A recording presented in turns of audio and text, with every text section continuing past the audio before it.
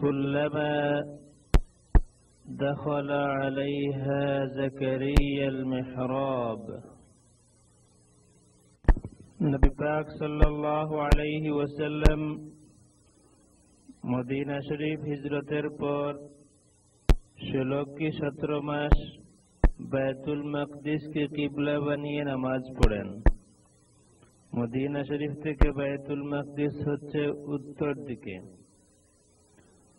যখন কিবলা পরিবর্তনের আয়াত ফাওয়াল্লি ওয়াজহাকা শাতরাল মসজিদিল হারাম নাজিল হলো, হুজুর পাক সাল্লাল্লাহু আলাইহি ওয়াসাল্লাম কয়েকদিন নামাজ পড়লেন উস্তানা আয়েশা বা উম্মুল মুমিনিন আয়েশা রাদিয়াল্লাহু তাআলা আনহা যেখানে তাহাজ্জুদের নামাজ পড়তেন সেখানে দাঁড়িয়ে। এরপরে এই মেহরাব এই স্থানে নবীজি স্থানান্তর করেন। এই স্থানটিকে সর্বপ্রথম মেহরাবে রূপান্তর করেন ইসলামের পঞ্চম খলিফা রাশিদ আমিরুল মুমিনিন ওমর ইবনে আব্দুল আজিজ রাদিয়াল্লাহু আনহু 91 হিজরি সনে। বর্তমানে মেহরাবটি নির্মাণ করেন 888 হিজরি সনে সুলতান কায়েতবাই রহমাতুল্লাহি আলাইহি। এই মেহরাবের পিছনের দিকে লেখা আছে বিসমিল্লাহির রহমানির রহিম ওয়া সাল্লাল্লাহু আলা সাইয়্যিদিনা মুহাম্মদ أمر بعمارة هذا المحراب الشريف النبوي العبد الفقير المعترف بالتقصير مولانا السلطان الملك الأشرف أبو النصر قايتباي خلد الله ملكه بتاريخ شهر الحج الحرام سنة 88 و800 من الهجرة النبوية।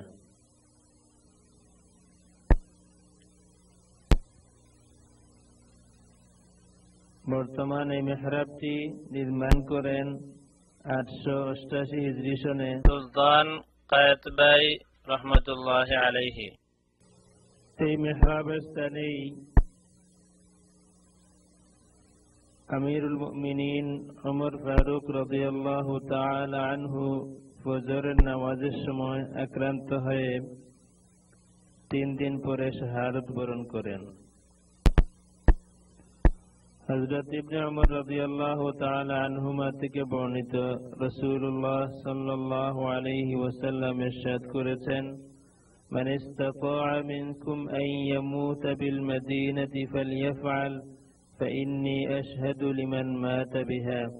তোমাদের মধ্যে যে মদিনা শরীফে মৃত্যুবরণ করতে পারে সে যেন মদিনা শরীফে মৃত্যুবরণ করে, কারণ আমি তার জন্য সাক্ষী হয়ে থাকব, আমি তার সাক্ষী দেব। অর্থাৎ যে মদিনা শরীফে মৃত্যুবরণ করবে আমি তার সাক্ষী।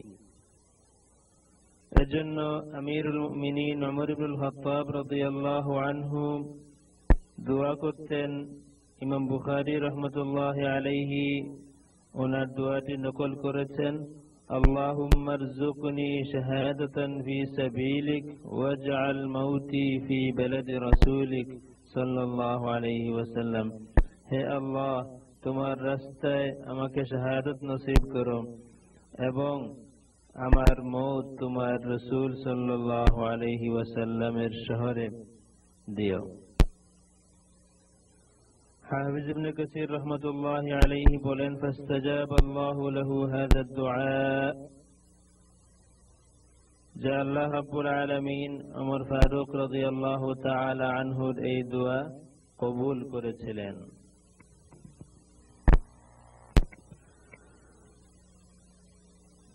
হিজরির জিলহজ মাসের 26 তারিখ বুধবার ফজরের নামাজের সময় তিনি যখন ইমামতি করছিলেন সে সময় বিষাক্ত খঞ্জর দিয়ে আবু লুলু মজুসি তাকে আঘাত করে। আমিরুল মুমিনিন ওমর ফারুক রাদিয়াল্লাহু তাআলা আনহুকে তার ঘরে স্থানান্তর করা হয় এবং সেখানেই 3 দিন পরে তিনি শাহাদাত বরণ করেন। রবিবার দিন প্রথম মুহররম তাকে দাফন করা হয়। হুজুর পাক সাল্লাল্লাহু আলাইহি ওয়াসাল্লাম এবং সিদ্দিক আকবর আবু বকর সিদ্দিক রাদিয়াল্লাহু তাআলা আনহুর পাশে। মা আয়েশা সিদ্দিকা রাদিয়াল্লাহু তাআলা আনহা স্বপ্নে দেখেছিলেন 3টি তারা ওনার কুলে ঝরে পড়েছে। তিনি নিজেই বলেন, রাআইতু সালাসাতা আকমারিন সাকাতনা ফি হিজরি فقصصت رؤياي على أبي بكر الصديق رضي الله عنه. قالت فلما توفي رسول الله صلى الله عليه وسلم ودفن في بيتها قال لها أبو بكر هذا أحد أقمارك وهو خيرها. অর্থাৎ আয়েশা সিদ্দিকা রাদিয়াল্লাহু তাআলা আনহা বলেন, আমি স্বপ্নে দেখলাম আমার কুলে 3টি তারা ঝরে পড়েছে। আমি আমার এই খাপটি আমার পিতা আবু বকর সিদ্দিক রাদিয়াল্লাহু তাআলা আনহুকে বললাম।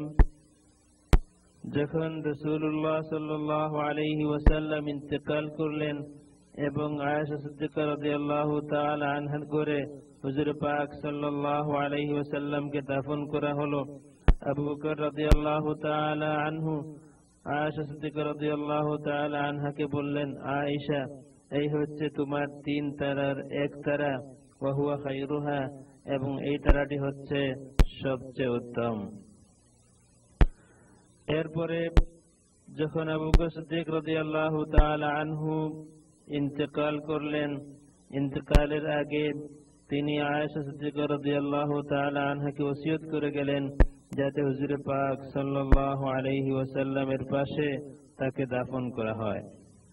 ইমাম আহলে সুন্নাত ইমাম জালালউদ্দিন সুয়ুতি রাহমাতুল্লাহি আলাইহি বলেন, ইবনে আসাকির হযরত আলী রাদিয়াল্লাহু আনহু থেকে বর্ণনা করেছেন, তিনি বলেন, لما حضرت أبا بكر الوفاة أقعدني عند رأسه وقال لي يا علي إذا أنا مت فغسلني بالكف الذي غسلت به رسول الله صلى الله عليه وسلم وحنطوني واذهبوا بي إلى البيت الذي فيه رسول الله صلى الله عليه وسلم فاستأذنوا فإن رأيتم الباب قد فتح فادخلوا بي وإلا فردوني إلى مقابر المسلمين حتى يحكم الله بين عباده.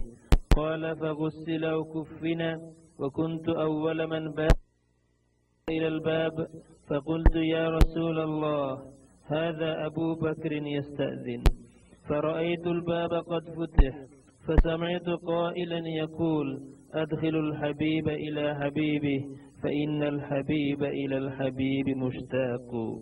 الخصائص الكبرى. আবু বকর রাদিয়াল্লাহু আনহুর ওফাতের সময় তিনি আমাকে তার মাতার কাছে ডেকে বসিয়ে বললেন, হে আলী রাদিয়াল্লাহু আনহু, আমি যখন মারা যাব তুমি আমাকে তোমার সেই হাতে গোসল দিবে যেই হাতে তুমি রাসূলুল্লাহ সাল্লাল্লাহু আলাইহি ওয়াসাল্লামকে গোসল দিয়েছিলে। তোমার আমাকে আতর মাখিয়ে আমাকে নিয়ে ওই ঘরে হাজির হবে যে ঘরে আছেন আল্লাহর রাসূল সাল্লাল্লাহু আলাইহি ওয়াসাল্লাম। তারপর অনুমতি চাইবে, যদি দেখো দরজাটি খুলে গেছে তাহলে তোমরা আমাকে নিয়ে প্রবেশ করো, নতুবা তোমরা আমাকে নিয়ে মুসলমানদের সাধারণ কবরস্থানে দাফন করবে। হযরত আলী রাদিয়াল্লাহু আনহু বলেন, তাকে গোসল দেয়া হলো, কাফন পরানো হলো। আমি ছিলাম প্রথম ব্যক্তি যে রওজা শরীফের দরজা